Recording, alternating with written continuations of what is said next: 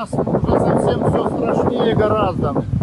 Вон она мне прет просто, уже мне сантиметров 30 слой лежит у нас. Это, короче, катастрофа, экологическое бедствие.